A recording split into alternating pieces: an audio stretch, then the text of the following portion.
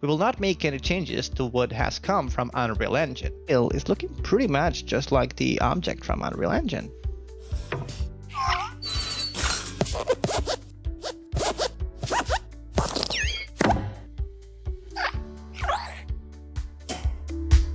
First thing we would need to do in order to export the model and the textures from Unreal Engine is basically have an Unreal Engine instance with all the objects that we want to export.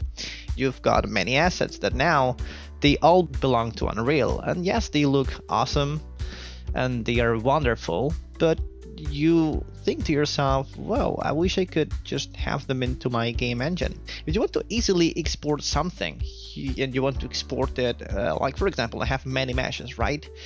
The easiest thing I would rather need to do is go here, click here, and go Asset Actions and Bulk Export. What this will do, and let me show you, it's click here. And now it will tell me, hey, where do you want to bulk export this thing to?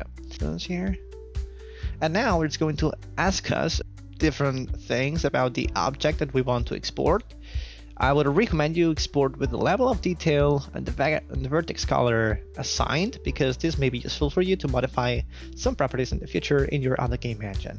This is important for you to have the level of details of these objects, and that's pretty much good to go. But in order to show you, I will not export the level of detail, because if not, you will see just a blob. So let's export all, right? And let's see how it does this. Pretty quickly, we have it. And in this case, we've got this new folder called Game. This folder is an amusement park. You go to Meshes, and here it is. We have all the meshes extracted in bulk. But now we don't have the materials of these meshes, right? Oh, this is a weird mesh, probably just a paper. Yeah, the paper ball. Oh, you can see everything is properly exported and looks pretty nice. And so now that we have all the objects, you would think, okay, but how do I export all the textures and how do I assign them all? You know, we have all the textures from all the objects, actually, that they will use, right? What we can do is exactly the same we did with all the objects. Select all the textures and export them in bulk. Asset Actions, Bulk Export. Literally, you select the same folder and it will theoretically export to the same or similar folder. You select this folder, yep, we have this bulk export done pretty much. If we go to Meshes now, or Amusement Park, we have the meshes and the textures from all the meshes. It's still writing down, don't worry, it's taking a little while, it's just exporting it. But this is the way to easily export all your objects with all their textures from Unreal Engine. However, you may find yourself now in a little bit of a hiccup scenario, since we have this problem in which t underscore and the name of the object is after that. We may use a tool called, and this is a recommendation by me, in case you need to rename a lot of files at the same time, use bulk rename tool. In this case, this simply allows us to just right click and go bulk rename here. This will allow us to easily modify the names of all these objects in bulk. Since we know all the objects actually have a t underscore something, and I already know this, we go into regex, we go match t underscore because we want to find what we want to change, and then we replace with what we want to replace with it. So we put sm. This is how our objects are named. Therefore, if I move these textures near these objects, theoretically, I would be able to easily style. If we go into rename, we click here, we did it, and if we go check our textures, now they are properly named, all of them. If I just go into these textures, I grab them all and I place them or cut them, and I go into the meshes and I paste them here. Look at what has happened.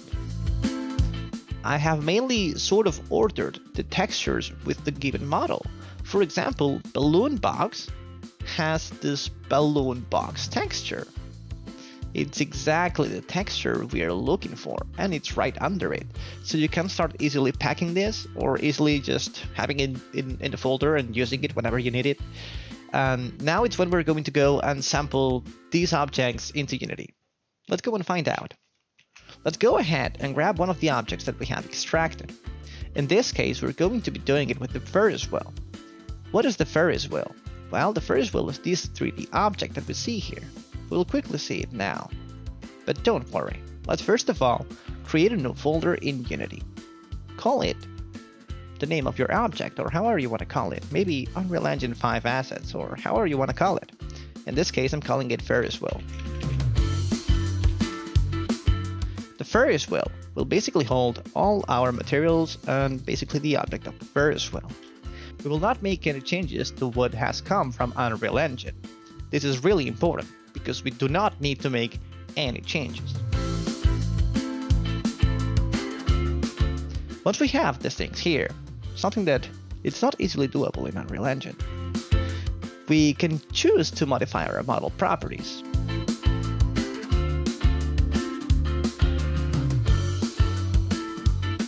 How easy is that? Now, as you can see, if we try to build a material for this Ferris wheel, pretty quickly you will find out that we do not have the possibilities of properly building this Ferris wheel with the materials that Unreal Engine has provided us. But it's lucky is the ORM texture. Let's see how we can sample this texture into our own material. Let's go and create a new shader graph. If you're using Unity 6, you will be able to use the shader graph already. If not, you will need to go to Package Manager and download the shader graph from the Package Manager. However, since we already have the shader graph installed, we will just directly go and do it.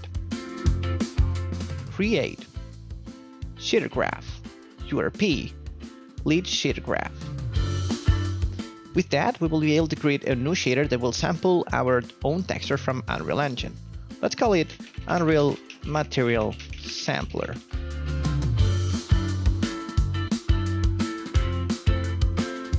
Okay, here's our Unreal Material Sampler. We'll open this up and we'll have this new fragment shader and vertex shader. We will simply focus on the fragment shader, so don't worry about it. We could simply just drag and drop textures by now, so we can easily see the results we're getting. Let's drop the diffuse texture, let's drop the emission texture, and by now we're simply going to connect them. Do not worry about it. But now, it's when the funny thing comes in. The ORM texture is a different kind of texture. It's a kind of texture that holds the data, holds the occlusion data, it holds the roughness data, and it holds the metallic data.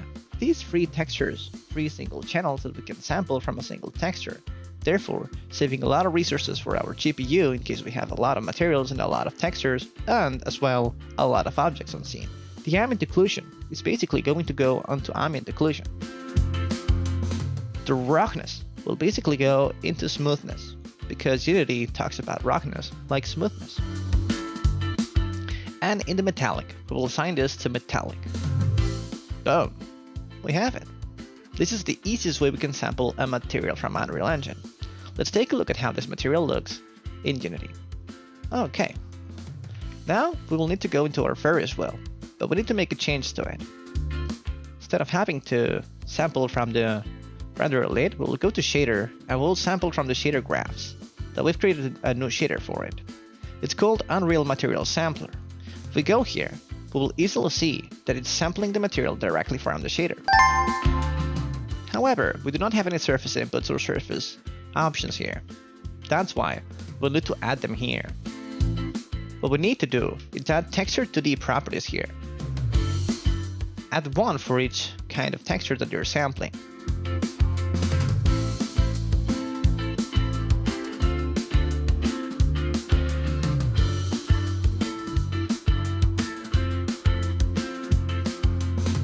And put it under base.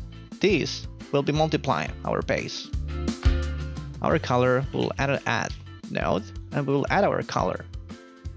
This will allow us to modify the color of this given texture. First of all, we need to sample the base.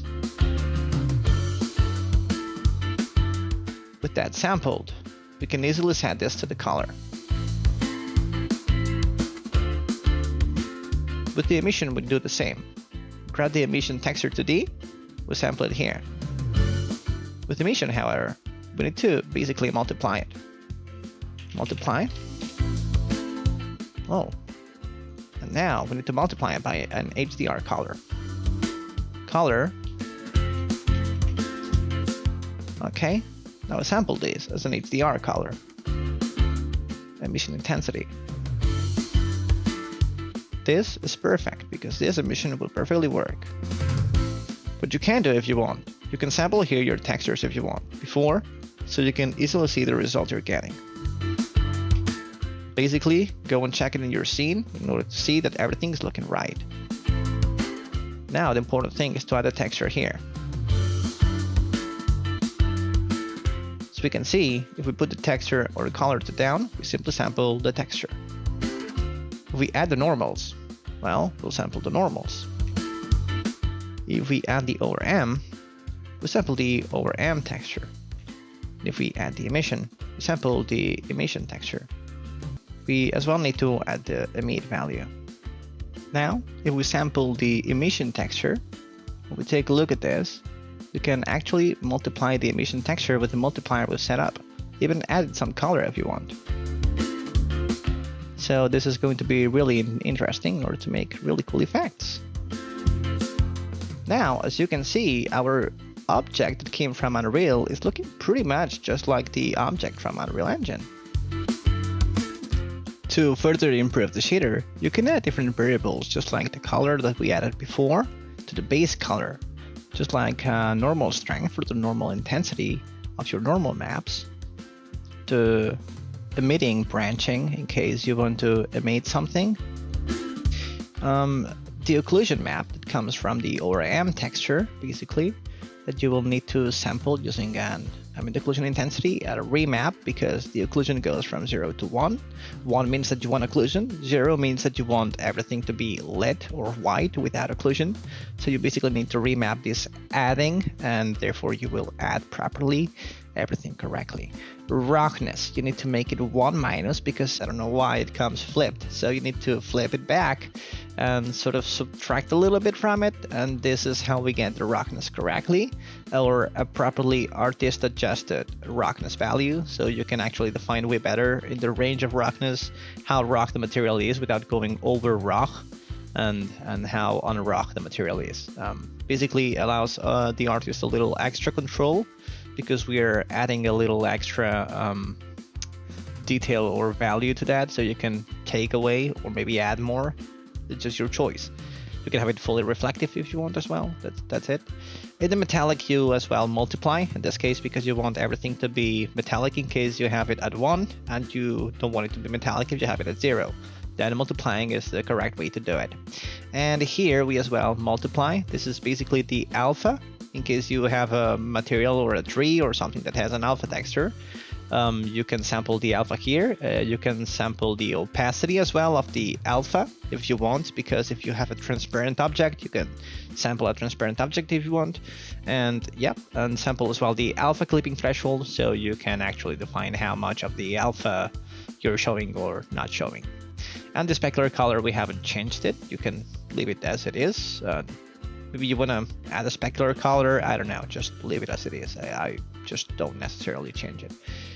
However, this is just everything you need to know you can do, and that's basically everything. Remember, always the emission, you need to multiply it by an HDR color. This will keep the color and add extra range to the values or the intensity. That's why it's called HDR color. It allows you to have a high dynamic range, a higher range of values in which your color can exist and intensities. So that's why it's called HDR, if you didn't know. If you just want to make the shader yourself, you can see how this works pretty much. Let's show everything. And this material we've created, we have the object itself comes from Unreal Engine directly in, all the textures in, no trouble. We can add extra color to this thing. However, if you don't want to have any color to it, just add black. It will add nothing to the color. Next thing, we have the emission and emission intensity. If you don't click emit, it will not emit. If you click emit, it will emit. And if you have the emission intensity, we can adjust how intense is this emission, and as well the color of this emission. If we want to change the color a little bit, we can always flip around with this wheel and change how or what are we actually emitting. And as well, we can sample the intensity, animate this and make it be like boom, boom, boom, doing whatever you want. However, you as well have control over the normal strength of this. Just take a look at this thing. Let's take a deeper look in here. As well as the ambient occlusion intensity does affect a lot how the object looks. We as well have control over the roughness of our material, so we can sample our roughness of the material. This is artist controllable as well. If you want to have everything to be just shiny, you can have it here and be shiny. If you want to have it just not be shiny, you drop it here and don't have it shiny. If you drop it at 0.5, is pretty cool. Metallic amount is as well the same. You choose how much of the metallic you want to have. We have everything or we have nothing. The alpha, these three actually comes down with an alpha mask. So you will be able to choose how much of the alpha mask we're using or not. So this as well, artist controllable, and the opacity in case you have an object which is transparent. And that's all for today, folks. And I'm simply checking things to make the life easier for me and for everyone else as well. Hopefully you enjoyed this. Have a wonderful day and see you soon. Bye bye.